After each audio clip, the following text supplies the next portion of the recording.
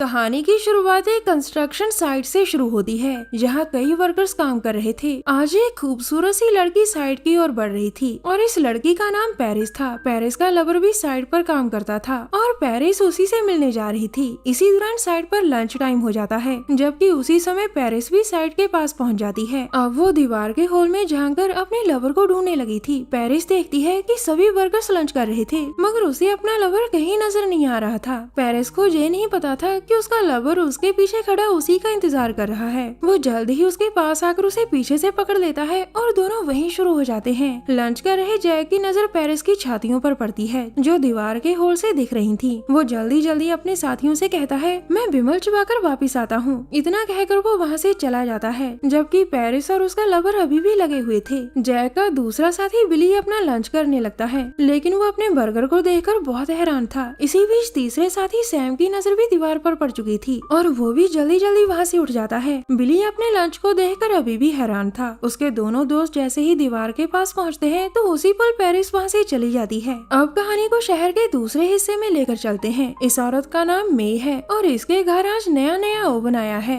मे को नई नई डिशेस बनाने का बहुत शौक था, मगर उसके पति को उसकी नई नई डिशेस बिल्कुल अच्छी नहीं लगती थी। मे के पति का नाम बिली था जो साइड पर काम करता था। बिली अपनी बीवी के शौक से परेशान था, जबकि उसके दोस्त अपनी जिंदगी से परेशान थे। दोनों की कोई भी गर्लफ्रेंड नहीं थी, जिस कारण वो लड़कियों को देखकर पागल हो जाते थे। कुछ देर बाद शाम हो गई थी। बिली की बीवी मे आज भी नई डिश तैयार कर रही थी। जल्द ही बिली अपने घर के बाहर अपनी गाड़ी रोकता है और फिर घर में आकर मे से कहता है, तुमने आज लंच में फिर नई डिश भेजी और मैं उसे खा नहीं पाया। मगर मे उसकी बात को अनसुना कर देती है। बिली सीधा साधा खाना खाना चाहता था, जबकि मे को सीधे साधे खाने से नफरत थी। वो पूरा दिन नई नई डिशेस बनाती रहती थी, क्योंकि वो अपने आप को मॉडर्न समझती थी। इसी वजह से इन दोनों के बीच कई बार झगड़ा भी हो चुका था, लेकिन मे ने आज तक नई नई डिशेस बनानी नहीं छोड़ी थी। आज भी मे ने डिनर में नई डिश बनाई थी और बिली उसे खाने से मना कर देता है। अगले दिन बिली साइड पर फिर से लंच कर रहा था। आज उसने मार्केट से ब्रेड खरीद लिए थे ताकि उन्हें खाकर वो अपनी भूख मिटा सके। इसी दौरान पेरिस भी अपने लवर से मिलने साइड पर आ गई थी। बिली का दोस्त सैम उसके पास आकर उससे दोस्ती करने की कोशिश करता है, लेकिन वो सफल नहीं हो पाता। रात को बिली के घर में फिर से नई डिश बनी थी। आज वो गुस्से में आकर पहले ओवन को गालियां देता है और फिर मे की डिश में थूकता है। मे ना तो अपने ओवन के खिलाफ कुछ सुन सकती थी और ना ही अपनी डिश के खिलाफ। वो भी गुस्से में आकर बिली को गालियां देने लगी। आखिर में बिली को मे पर बहुत गुस्सा आता है, जिसके बाद वो उसका गला दबाकर उसे जान से ही मार देता है। मे की मौत के बाद बिली ने उसके पूरे शरीर के छोटे छोटे टुकड़े कर दिए थे। इसके बाद वो सभी टुकड़ों को रैप कर फ्रिज में रख देता है। बिली जैसा पुलिस से बचने के लिए कर रहा था। उसे पता था कि जब तक पुलिस को मे की लाश नहीं मिलेगी तब तक वो सुरक्षित रहेगा। अपना काम खत्म कर वो टीवी देखने लग जाता है और उसी पर टीवी में क्राइम शो चलने लगता है। इस शो में एक ऑफिसर बता रहा था कि कुछ कातिल लाश को खा जाते हैं ताकि पुलिस उन्हें कभी पकड़ ना सके। क्राइम शो देखकर बिली भी लाश को खाने का फैसला करता है ताकि पुलिस उसे कभी ना पकड़ सके। अगले दिन बिली साइड पर बैठा लंच कर रहा था। उसके दोस्त उसके पास आकर पूछते हैं कि तुम क्या खा रहे हो। बिली उन्हें बताता है कि मैंने एक नई मीट वाली डिश बनाई है और मैं उसे ही खा रहा हूँ। उसकी बात सुनकर बिली के दोस्त भी उससे डिश मांगते हैं और बिली खुशी खुशी उन्हें डिश दे देता है। पहले सैम नई डिश खाता है और फिर जैक। दोनों को बिली की नई डिश बेहद अच्छी लगी थी। वैसे बिली ने जो डिश मे के मीट से बनाई थी। डिश खाकर जैक बिली से कहता है, तुम्हारी डिश तो शानदार है, मगर मुझे मीट थोड़ा सा पुराना लगा। इसके जवाब में बिली कहता है कि मैं अगली बार से ताजे मांस का इस्तेमाल करूंगा। उसी रात बिली एक बार में बैठा दारू पी रहा था और इसी बार में कैट नाम की एक बाजारू लड़की भी अकेली बैठी थी। कैट का जवान बदन देखकर बिली की आंखों में चमक आ गई थी, जिसके बाद वो उससे बात कर उसे अपने घर ले जाता है। घर आकर वो पहले उसे जान से मारता है और फिर उसकी लाश के भी टुकड़े टुकड़े कर देता है। आज बिली फिर से डिश बना रहा था और ये डिश जवान लड़की के मांस की थी। कुछ दिनों बाद बिली नई लड़की की तलाश में घूम रहा था और जल्द ही उसकी नजर एक कॉस्ट्यूम आर्टिस्ट पर पड़ती है। ये आर्टिस्ट एक लड़की थी जो सड़क किनारे लोगों को हंसाकर पैसे इकट्ठे कर रही थी। बिली पहले तो उसकी कॉस्ट्यूम का मजाक उड़ाता है और फिर उससे कहता है,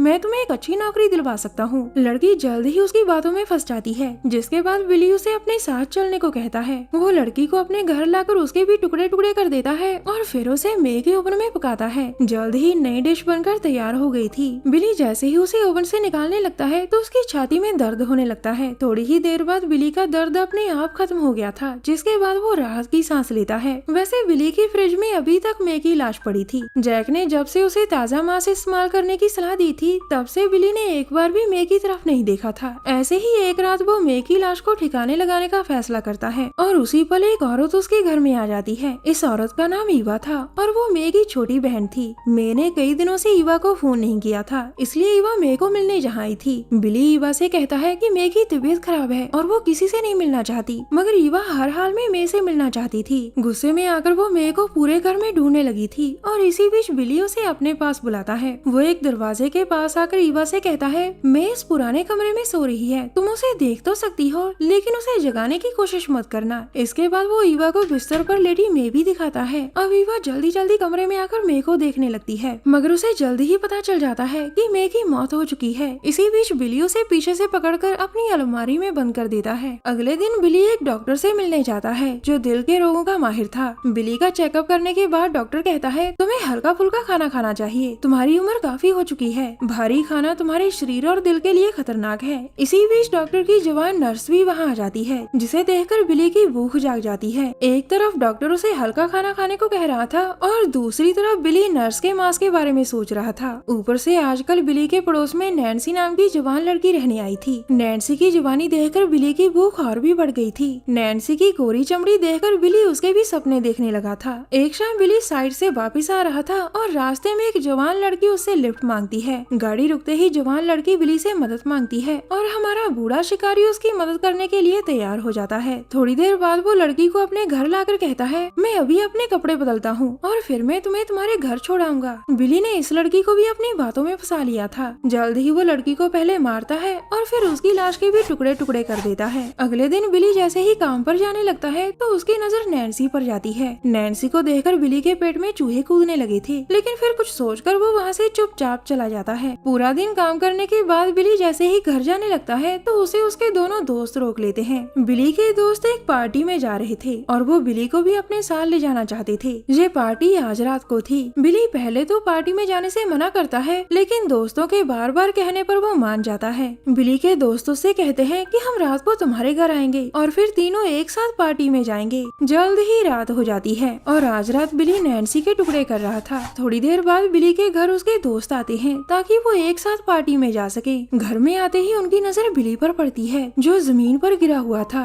दोनों दोस्त समझ गए थे कि बिली को दिल का दौरा पड़ा होगा और उससे उसकी मौत हो गई। इसी बीच उन दोनों की नजर ओवन पर जाती है जो लगातार आवाज कर रहा था। वो दोनों जैसे ही ओवन को देखते हैं तो अंदर का नजारा देखकर पूरी तरह से हिल जाते हैं। दोनों समझ गए थे कि बिली आदमखोर था और वो कई दिनों से उन्हें भी इंसानी मांस खिला रहा था। कहानी के आखिर में बिली की मौत दिल का दौरा पड़ने से हुई थी क्योंकि उसने डॉक्टर की बात को नहीं माना था। बिली के रिश्तेदारों ने उसके घर को सेल पर लगा दिया था। कुछ वर्कर्स बिली के घर को खाली कर रहे थे और उन्हें अलमारी से जिंदा ईवा मिलती है। हमारी वीडियो देखने के लिए धन्यवाद।